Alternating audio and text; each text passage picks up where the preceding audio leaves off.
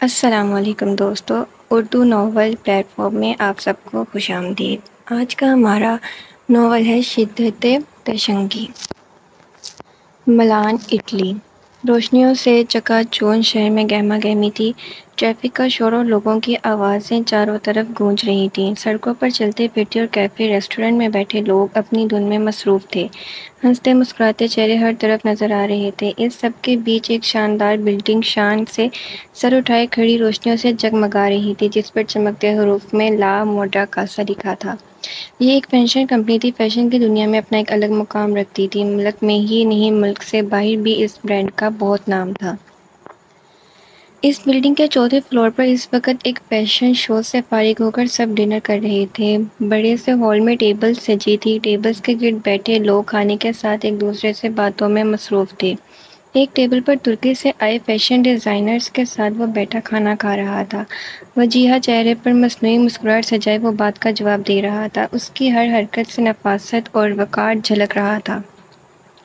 ہلکی مسکراہٹ اس کی سحر انگیز شخصیت میں چار چاند لگا رہی تھی، جبکہ گہری سیاہ آنکھوں کے پیچھے بیزاری چھپی تھی، جس کا احساس اس نے کسی کو نہ ہونے دیا۔ جہاں ضرورت ہوتی وہاں اس کے چہرے پر ماسک چڑھا کر وہ لوگوں سے ملتا تھا۔ کچھ دیر بعد کھانے کا سلسلہ ختم ہوا تو سب اٹھ کھڑے ہوئے۔ "It was nice meeting you", ختمہ کلمات کہتے ایک فیملی ڈیزائنر نے ہاتھ آگے بڑھایا۔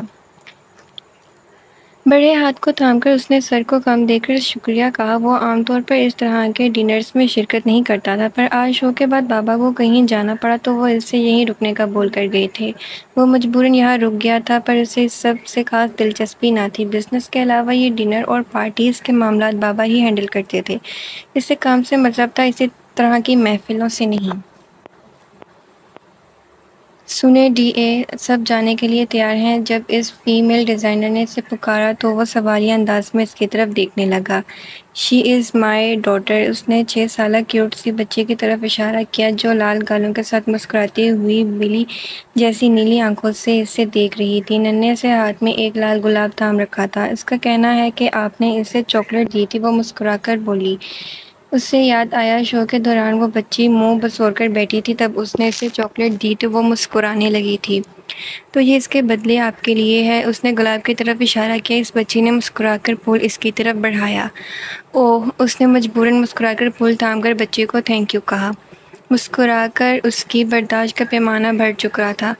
بابا اسے فورس نہ کرتے تو وہ یہاں کبھی نہ رکتا۔ وہ آج ہی ملان واپس آیا تھا، پچھلے 6 ماہ سے کام کے سلسلے میں ملک سے باہر تھا۔ اس نے لمبی سانس کھینچ کر تھوڑے فاصلے پر کھڑے سوٹ بوٹ میں ملبوس اس لڑکے کو اشارہ کیا۔ وہ اس کا مینیجر ایپک تھا۔ اس کا اشارہ سمجھ کر وہ سر کو کم دے کر آگے آیا اور مسکرا کر مہمانوں کے ساتھ آگے بڑھنے لگا۔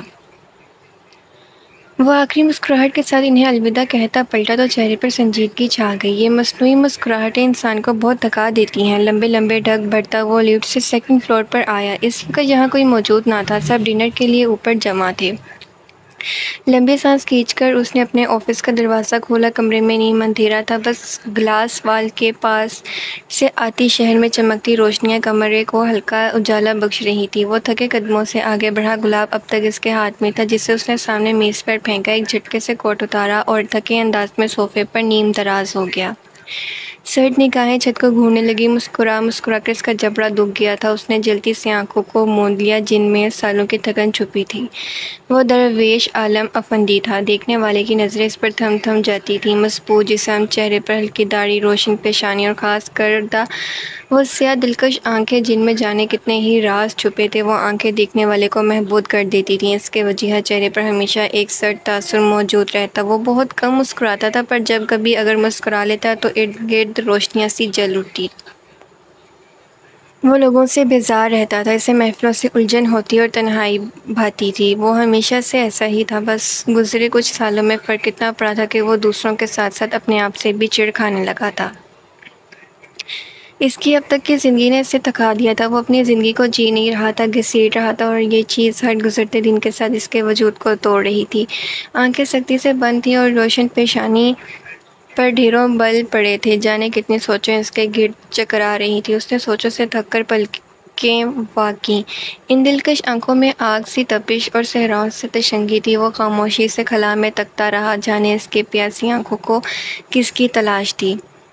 دروازہ کھلنے کی آواز پر بھی اس کے وجود میں کوئی جنبش نہ ہوئی۔ وہ ہنوس اسی طرح پڑا رہا۔ اسے پتا تھا کہ آنے والا کون ہے۔ سر، آپ کو گھر نہیں جانا؟ ایبک کی مدھم آواز سماعتوں سے ٹکرائی۔ کیا کروں وہاں جا کر؟ اس نے الٹا سوال کیا، پر ایبک خاموش رہا۔ اس کی خاموشی پر درویش نے نظریں پھیر کر اس کی طرف دیکھا۔ وہ ادب سے ہاتھ باندھے کھڑا تھا۔ تم گھر جاؤ، آرڈر دیا گیا۔ آپ کو ڈراپ کرتا ہوا جاؤں گا، کہہ کر وہ پھر خاموش ہو گیا۔ وہ درویش کا واحد ساتھی تھا، اسے اکیلا نہیں چھوڑنا چاہتا تھا۔ عجیب آدمی ہو، بوس جانے کا کہہ رہا ہے اور تم اس کے ساتھ چپکے کھڑے ہو، طنزیہ انداز میں کہتا وہ سیدھا ہو کر بیٹھا تو نظر سامنے میز پر رکھے گلاب پر پڑی، ہاتھ بڑھا کر اسے اٹھاتا غور سے دیکھنے لگا۔ تمہیں پتہ ہے مجھے اس طرح کی چیزوں سے کتنی نفرت ہے؟ اس نے نظر اٹھا کر ایبک کو دیکھا۔ اس کی سرخی مائل آنکھیں دیکھ کر ایبک کا دل گھبرایا۔ آپ لمبے سفر سے لوٹے ہیں، تھک گئے ہوں گے، چلیں میں آپ کو گھر ڈراپ کر دیتا ہوں۔ وہ آہستہ سے آگے بڑھا، پر اس کے اٹھتے ہاتھ کو دیکھ کر ایک دم رک گیا۔ تھک تو میں واقعی گیا ہوں ہر چیز سے، وہ رک کر بڑبڑایا اپنے آپ سے، اس زندگی سے۔ اس نے ہاتھ بڑھا کر ٹیبل پر رکھا لائٹر اٹھایا، اسے جلا کر گلاب کے قریب کیا۔ آگ کی تپش سے گلاب آہستہ آہستہ سلگنے لگا۔ آگ کے شعلے اس کے چہرے کو روشن کر رہے تھے، ایسی ہی آگ اس کے دل میں بھی جل رہی تھی جو اس کی آنکھوں سے عیاں ہوتی تھی۔ گہری آنکھیں ہر وقت سلگتی رہتی، اسے ایک نام سے جڑی ہر چیز سے نفرت محسوس ہوتی۔ اس کو سوچ کر اس کا تن من جلنے لگتا، وہ جو اس کی دیوانگی کی وجہ تھی۔ درویش! اسے جنونی انداز میں دیکھ کر ایبک نے پریشانی سے پکارا۔ اس کی آواز پر درویش نے یوں جلتے گلاب سے نظریں ہٹا کر اسے دیکھا۔ وہ وارننگ اورز میں کم ہی اسے نام سے پکارتا تھا۔ تمہیں میری فکر ہو رہی ہے؟ آئیبرو اٹھا کر پوچھا گیا۔ وہ اس کا مینیجر ہونے کے ساتھ اس کا دوست بھی تھا۔ ڈیوٹی ٹائمنگ میں وہ اسے سر کہہ کر ہی بلاتا تھا، پر جب درویش عجیب حرکتیں کرنے لگتا تو وہ دوست ہونے کے ناطے اسے حق سے ٹوکتا بھی تھا۔ نہ ہوں، ایبک نے آگے بڑھ کر اس کے ہاتھ سے جلتا گلاب لے کر ڈسٹ بن میں پھینکا۔ کیا فرق پڑتا ہے؟ وہ اٹھ کھڑا ہوا۔ تم جاؤ، مجھے کہیں نہیں جانا، میں خود ڈرائیو کر لوں گا۔ وہ چابی اٹھا کر آگے بڑھا۔ کہاں جا رہی ہو؟ ایبک نے تشویش سے دیکھا۔ کہیں خاص نہیں، لاپرواہی سے جواب دیتا وہ آگے بڑھنے لگا۔ مجھے پتا ہے تمہیں کہاں جانا ہے۔ اس نے آگے بڑھ کر درویش کا بازو تھام لیا۔ تم نہیں جاؤ گے؟ اس کی بات پر درویش کی پریشانی پر بل پڑے۔ بابا کی طرح بات مت کرو، اسے غصہ آیا۔ چابی دو ادھر۔ ایبک نے ہاتھ بڑھایا۔ تم ہوتے کون ہو مجھے روکنے والے؟ اپنے کام سے کام رکھو، اس کا بازو جھٹک کر غصے سے کہتا۔ اگلے پل بغیر پیچھے دیکھے وہاں سے باہر نکل گیا۔ ایبک دکھ سے خاموش کھڑا دروازے کو تکتا رہ گیا۔ یہ ضدی لڑکا اسے ہمیشہ امتحان میں ڈالتا تھا۔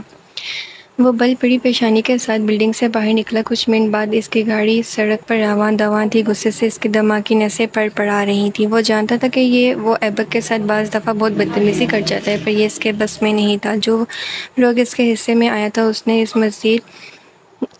اسے مزید بد مزاج بنا دیا تھا۔ اس کی گاڑی تیزی سے آگے بڑھ رہی تھی، یادوں کا ایک ریلا اس کے ساتھ بہنے لگا۔ اچانک ریڈ لائٹ پر اس کار کو بریک لگانی پڑی۔ لمبی سانس کھینچ کر سیٹ کی پشت سے سر ٹیکا، جبکہ نظریں سامنے کراس واک سے گزرتے مختلف چہروں کو دیکھ رہی تھی۔ اس کی آنکھوں میں شدید جلن ہو رہی تھی۔ اس نے سختی سے آنکھیں بند کر کے کھولیں اور جیسے ہی نظر سامنے گئی تو پھر لوٹ کر آنا بھول گئی۔ اس کا وجود ساکن ہو گیا، دھڑکنیں تھم گئی۔ اس منظر کے علاوہ ہر منظر دھندلا گیا۔ کیا اس کی آنکھیں جو دیکھ رہی تھی وہ حقیقت ہے کہ خواب؟ یا وہ جو دیکھنا چاہ رہا تھا اس کی آنکھیں اسے وہی سب دکھا رہی تھیں؟ اس کا وجود ساکن ہو گیا۔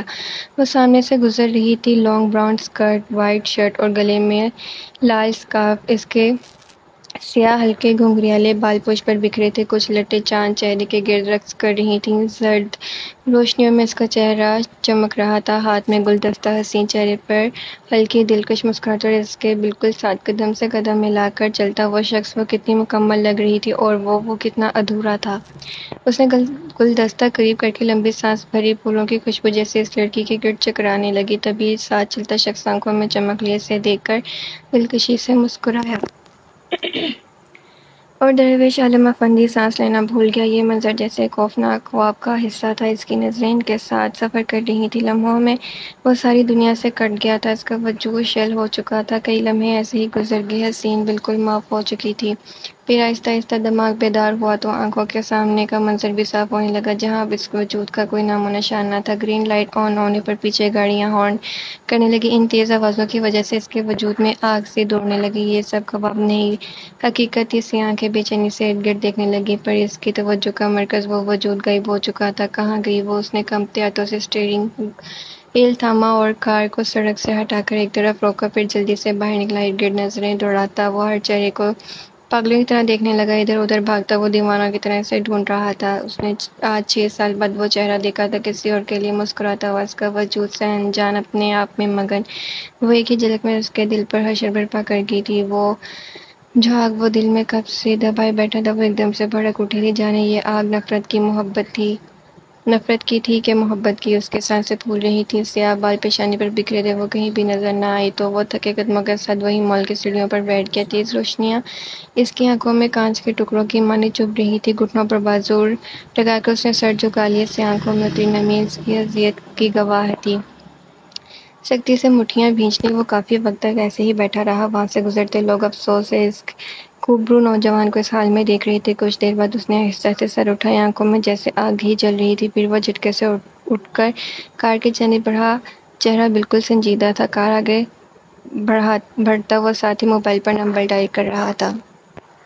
اسلام آباد، پاکستان۔ کمرے میں لیٹا ہوا چھت کو گھور رہا تھا۔ آج یونیورسٹی نہیں گیا تھا، کچھ کرنے کا دل ہی نہیں کر رہا تھا۔ اس نے نظریں پھیر کر دائیں طرف لگی کھڑکی کو دیکھا، پھر سر بائیں طرف پھیر کر کھڑکی کو دیکھنے لگا۔ اس کا روم سیکنڈ فلور پر تھا اور اس کے کھڑکی کے ساتھ والے گھر کالو نظر آتا تھا، جہاں وہ لڑکی روز شام کو بیٹھا کرتی تھی۔ لمبی سانس کھینچ کر وہ اٹھا اور چلتا ہوا کھڑکی کی طرف آیا۔ پردے کو تھوڑا سا سرکایا تو اس نے وہ درخت کے نیچے رکھی کرسی پر بیٹھی نظر آئی۔ وہ کچھ پڑھنے میں مصروف تھی اور اس طرح بیٹھی تھی کہ وہ اس کے چہرے کی صرف دائیں طرف دیکھ سکتا تھا۔ روز شام کو وہاں بیٹھ کر کتاب پڑھا کرتی تھی۔ بعض دفعہ وہ کتاب پڑھتے پڑھتے رک جاتی، سر اٹھا کر پیروں آسمان کو تکتی اور وہ سانسیں تھامے سے دیکھتا رہتا۔ کچھ ماہ پہلے وہ اور ماں یہاں شفٹ ہوئے تھے۔ زندگی عجیب موڑ پر آ ٹھہری تھی کہ وہ باقی سب کے ساتھ اپنے آپ سے بھی ناراض رہتا تھا۔ ہر بات اس سے غصہ دلاتی۔ اس کی زندگی میں بس ماں ہی تھی جو اس کی پرواہ کرتی تھی۔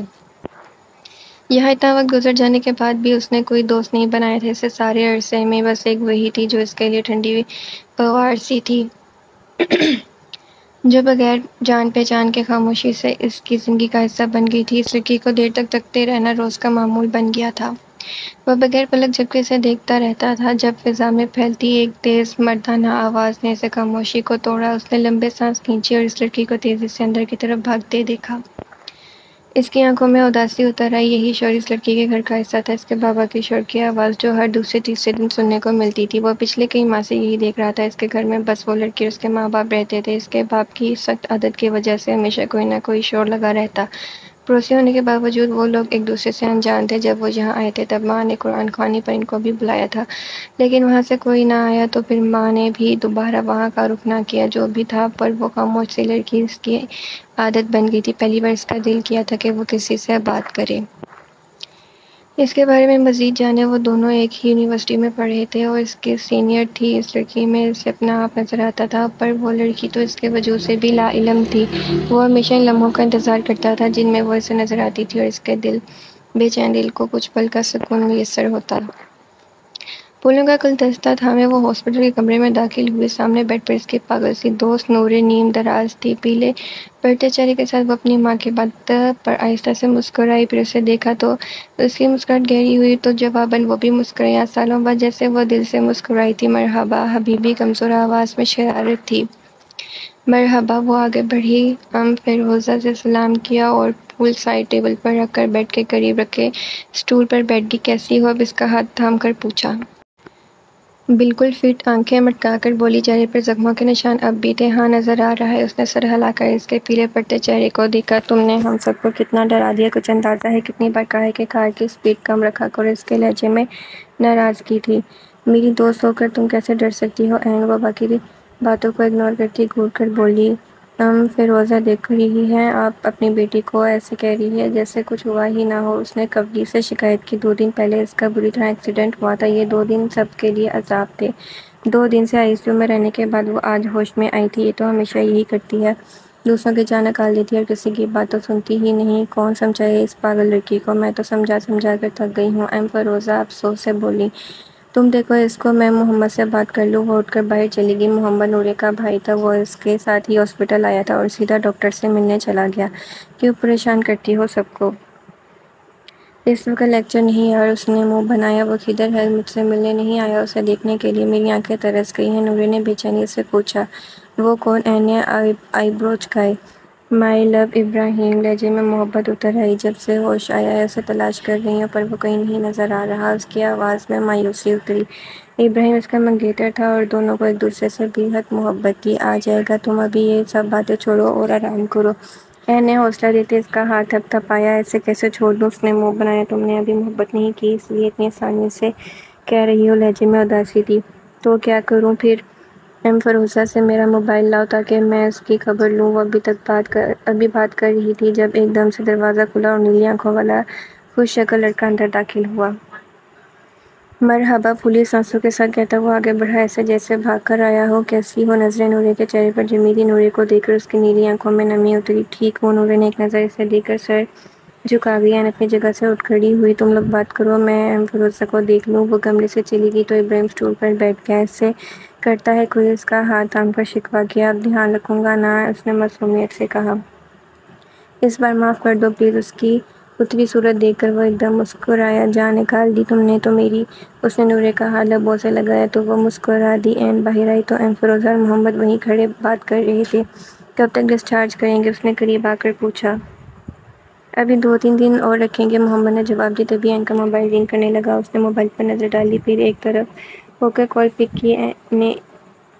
این اے اس سے پوچھنے لگی کہ کیا وہ ہسپتال پہنچ گئی ہیں اور گھر پر نہیں تھیں۔ جب اسے نورے کے ہوش میں آنے کا پتہ چلا اس نے یہ خبر سن کر این اے کو بتایا کہ وہ ہسپتال جا رہی ہے۔ جب وہ نکلنے لگی تو محمد نے بھی ہسپتال کی طرف ہی آ رہا تھا تو دونوں ساتھ ہی چلے آئے تھے۔ این اے نے اسے پک کرنے کا کہہ کر کال بند کر دی۔ وہ ایم فروزہ کی طرف آئی۔ جا رہی ہو؟ ایم فروزہ نے پوچھا۔ جی این آ رہی ہیں مجھے پک کرنے۔ اس کے جواب پر محمد نے نظر اٹھا کر اسے دیکھا۔ تھینک یو محمد کہ آپ میرے ہمراہ آئے۔ اس نے اچانک محمد کو دیکھا جو اسے ہی دیکھ رہا تھا۔ ایک دم ہڑبڑا کر نظر پھیر گیا۔ نو پرابلم، پھر آہستہ سے جواب دیا۔ ان کو اللہ حافظ کہتی وہ بھائی کی طرف بڑھنے لگی۔ اس نے ایک پرسکون لمبی سانس بھری۔ نورے کو ٹھیک دیکھ کر اس کے دل کو سکون ملا تھا۔ وہ اس کی واحد دوست تھی، دونوں پڑوسی ہونے کے ساتھ ساتھ اچھی دوستیں بھی تھیں۔ نورے کی فیملی میں اس کا بھائی محمد اور والدہ ایم فروزہ تھیں۔ ان کا تعلق لبنان سے تھا۔ وہ لوگ کچھ سالوں سے اٹلی میں مقیم تھے۔ وہ ہسپتال سے باہر نکلی۔ این ابھی تک نہیں پہنچی تھی۔ اس نے گھڑی دیکھی، رات کے 9 بج رہے تھے۔ شہر کی گہما گہمی عروج پر تھی۔ روشنیاں، یہ شور کبھی کبھی اسے بہت تنگ کرتا تھا۔ ہارن کی آواز پر اس نے چونک کر سامنے رکی گاڑی کو دیکھا، پھر وہ دروازہ کھول کر اندر بیٹھ گئی۔ زیادہ انتظار تو نہیں کرنا پڑا؟ این اے نے اسے دیکھ کر پوچھا۔ نہیں، ابھی ہی باہر آئی تھی، اس نے سیٹ بیلٹ باندھتے ہوئے جواب دیا۔ گاڑی آگے بڑھنے لگی۔ کیا کہا شاپ اونر نے؟ اس نے این کو دیکھا، سنجیدہ چہرے، کندھوں پر لہراتے بال اور آنکھوں پر گلاسز۔ وہ بہت پروقار شخصیت کی مالک تھی۔ دیکھنے میں وہ بالکل نازک سی لگتی تھی پر ان کی شخصیت کو مضبوط دکھنے لائق تھی۔ بات کی ہے کہ تھوڑا وقت دے دیں، ہم جلدی کہیں اور شفٹ ہو جائیں گے۔ اس نے کچھ دنوں کا وقت دیا ہے، وہ گہری سانس لے کر بولی۔ ملان جیسے بڑے شہر میں ان کی ایک چھوٹی سی فلاور شاپ تھی جسے انہوں نے کرائے پر لیا تھا۔ وہ لوگ چھوٹے چھوٹے ایونٹس ارینج کرتی تھی۔ ان دونوں اور نورے کے علاوہ وہاں 3 ورکرز اور تھے۔ سب اچھا چل رہا تھا۔ ایک ماہ پہلے اونر نے انہیں شاپ خالی کرنے کا نوٹس دے دیا۔ شاپ شہر کے مرکز میں تھی جس کی وجہ سے ان کا کام اچھا چل رہا تھا۔ وہ کافی کوشش کر رہی تھی کہ اونر گر کرایہ زیادہ لے لیتا ہے تو لے لے، پر شاپ خالی کرنے کا نہ کہے۔ ویسے تو وہ پہلے سے ہی اچھا خاصا کرایہ دے رہی تھی، پر دکان ہاتھ سے نہ جائے اس لیے یہ آفر بھی کی، پرواہ نہ مانا۔ وہ دونوں وقت کی دی گئی سختیوں کا بہادری سے سامنا کر رہی تھیں، پر ہر نیا دن ان کے لیے مزید پریشانی لے کر طلوع ہوتا۔ ان کا تعلق پاکستان سے تھا اور وہ این اے ماموزاد تھیں۔ این اے کا پورا نام نورِ عدن تھا، پر وہ انہیں این اے کے ہی کہا کرتی تھیں۔ اسے دیکھ کر باقی سب بھی انہیں این اے کہنے لگے۔ این اے اس سے بس کچھ سال ہی بڑی تھی، پر اس کا خیال ماں کی طرح رکھتی تھی۔ ہر معاملے میں اسے پروٹیکٹ کرنے کی کوشش کرتی۔ ان کا ساتھ این کو نعمت کی طرح لگتا تھا۔ این سالوں سے اٹلی میں مقیم تھی۔ وہ 4 سال پہلے ان کے ساتھ یہاں آئی تھی۔ این اے کی اٹالین اچھی تھی، جبکہ وہ کئی ماہ تک اٹالین کلاسز لیتی رہی، تب جا کر اٹالین بولنے کے قابل ہوئی۔ یہاں باقی سب سے اٹالین انگلش میں بات ہوتی تھی، جبکہ گھر میں وہ لوگ اردو بولا کرتی تھیں۔ این اے نے ہر قدم پر اس کا ساتھ دیا تھا۔ ان کو ان کے لہجے کی مضبوطی اور باوقار شخصیت بہت متاثر کرتی تھی۔ وہ دونوں ایک دوسرے کا سہارا تھیں، اس کے علاوہ ان کا کوئی نہ تھا۔ 6 ماہ پہلے وہ ورنازا سے ملان شفٹ ہوئی تھیں۔ زندگی پہلے سے کافی مشکل تھی اور اب یہ نیا مسئلہ بن گیا تھا۔ یہ شاپ ہی ان کی آمدنی کا ذریعہ تھا۔ وہاں سب ان کی شاپ سے واقف تھے اور شاپ گھر کے قریب بھی تھی۔ وہ بہت پریشان تھی کہ اگر شاپ کہیں اور شفٹ کیا تو سب کچھ نئے سرے سے شروع کرنا ہوگا، جو کہ اس بڑے شہر میں بالکل بھی آسان نہ تھا۔ پہلے ہی بہت کوششوں کے بعد ان کی شاپ کا ایک نام ہوا تھا۔ این یہی دعا کر رہی تھی کہ اس مسئلے کا کوئی بہتر حل نکل جائے، شاپ آنر کا دل بدل جائے اور وہ شاپ خالی کرنے کا نہ کہے، ورنہ وہ لوگ کیا کریں گی۔ اسے آنے کے لیے بہت برا لگ رہا تھا۔ وہ دن رات کوششیں کر رہی تھی۔ اسے دنیا میں رہنا بہت مشکل ہے۔ آپ کو ہر دن سروائیول کی جنگ لڑنی پڑتی ہے، ورنہ لوگ کچل کر آگے بڑھ جاتے ہیں۔ اپنے لیے خود ڈٹ کر کھڑا ہونا چاہیے، ورنہ لوگ کسی پر رحم نہیں کھاتے۔ وہ دونوں بھی اس دنیا میں جینے کی کوشش کر رہی تھی۔ آج اس کی کلاس فیلو کی برتھ ڈے تھی، تو اس نے اپنے دوستوں اور کلاس فیلوز کو ٹریٹ دینے کے لیے ریسٹورنٹ میں انوائٹ کیا، پر اس کے انکار پر اس کے کلاس فیلوز ناراض ہونے لگی کہ باقی سب جا رہے ہیں تو اسے بھی جانا چاہیے۔ اس کے اصرار پر اسے مجبوراً ہاں کہنی پڑی۔ یونی کے بعد وہ لوگ اس وقت ایک بڑے ریسٹورنٹ میں موجود تھے۔ رنگ برنگے کھانے بڑے سے میز پر لا کر رکھے جا رہے تھے۔ وہ خاموشی سے ایک طرف بیٹھی تھی۔ اس نے فون کر کے ماما کو یہاں آنے کا بتا دیا تھا۔ تم ایسے کیوں بیٹھی ہو؟ لو نہ کچھ۔ اس کی کلاس فیلو نے اس کی طرف متوجہ کیا تو اس نے ہلکے سے مسکرا کر جوس کا گلاس اٹھایا۔ باقی سب باتوں میں مگن تھی۔ جوس نے گلاس کا ایک گھونٹ بھرا تھا۔ جب اس کی نظر سامنے گئی تو وہ ساکن ہو گئی۔ سامنے ایک ادھیر عمر شخص اور ایک جوان لڑکی ریسٹورنٹ میں داخل ہو رہے تھے۔ لڑکی نے اس شخص کا بازو تھام رکھا تھا۔ دونوں ایک دوسرے سے مسکرا کر باتیں کرتے ایک طرف سے رکھ کے ٹیبل پر بیٹھے۔ یہ منظر دیکھ کر اس نے ایسے لگا جیسے جوس اس کے گلے میں اٹک گیا اور رنگت ایک دم پھیکی پڑ گئی تھی۔ سامنے اس جوان لڑکی کا ہاتھ تھام کر بیٹھا شخص کوئی اور نہیں، اس کا باپ تھا۔ اس کا دل زور سے دھڑکنے لگا۔ یہ ایک ہی کہ کوئی اس کے باپ کو پہچانا لے، اور دوسرا یہ کہ اگر اس کے باپ نے اسے یہاں دیکھ لیا تو اس کی خیر نہیں تھی۔ وہ یہاں سے غائب ہونا چاہتی تھی۔ اس کے زرد چہرے کو کوئی بہت دھیان سے دیکھ رہا تھا اور ساری بات سمجھ بھی رہا تھا۔ اس طرح سے اپنی کلاس فیلو کو ضروری کام کا کہتے سر جھکا کر جلدی سے بھائی کی طرف بڑھنے لگی کہ اس کا باپ کہیں سے اسے دیکھ نہ لے۔ اسے دیکھتا وہ ایک دم سے اٹھ کر اس کے پیچھے گیا۔ باہر نکل کر وہ تیز قدموں سے آگے بڑھتی جا رہی تھی۔ آنکھوں میں بے اختیار آنسو جمع ہونے کے لگے، ہاتھ مسلسل کانپ رہے تھے۔ وہ کچھ فاصلے پر اس کے پیچھے پیچھے چل رہا تھا، فکر سے اسے دیکھتا، سمجھ نہیں پا رہا تھا کہ ان حالات میں ایسا کیا کرنا چاہیے۔ وہ سوچوں میں گم تیزی سے آگے بڑھ رہی تھی جب اچانک نیچے پڑے پتھر سے ٹھوکر لگی۔ اس نے خود کو سنبھال لیا، پر ہاتھ میں پکڑا بیگ نیچے جا گرا۔ وہ جلدی سے آگے بڑھا اور جھک کر اس کا بیگ اٹھانے لگا۔ تبھی نظر اس کے پاؤں پر پڑی۔ پتھر سے ٹھوکر لگنے سے اس کے انگوٹھے سے خون نکل رہا تھا۔ وہ بیگ اٹھا کر سیدھا ہوا تو نظر اس کے لال چہرے پر پڑی۔ Are you okay? فکر مندی سے اس کی آنکھوں میں دیکھ کر پوچھا۔ درد میں ڈوبی نم آنکھوں کو دیکھ کر اس کا دل زور سے دھڑکا، جبکہ دوسری طرف اس مہربان سے لڑکے کو بیزاری سے دیکھتی وہ بغیر کچھ کہے اس کا ہاتھ سے اپنا بیگ کھینچ کر آگے بڑھ گئی۔ وہ پہلے چونکا اور اس کے اس انداز پر حیران ہوا، پھر اگلے پل سر جھٹک کر دوبارہ اس کے پیچھے چلنے لگا۔ دونوں ایک پوش علاقے میں داخل ہوئے۔ وہ اس کی پشت کو دیکھتا آگے بڑھ رہا تھا اور اپنے گھر کے اندر داخل ہوئی تو وہ کچھ پل ٹھہر کر اس کے گھر کے دروازے کو تکتا رہا، پھر لمبی سانس کھینچ کر ساتھ والا گیٹ کھول کر اندر داخل ہو گیا۔ یہ ان کی پہلی ملاقات تھی۔ اگر آپ کو ناول اچھا لگا ہو تو ہمارے چینل کو سبسکرائب کیجیے گا، ویڈیو کو لائک کیجیے گا، شیئر کیجیے گا اور کمنٹس کر کے بتائیے گا کہ آپ کو ایپیسوڈ کیسی لگی۔ Subscribe to my channel.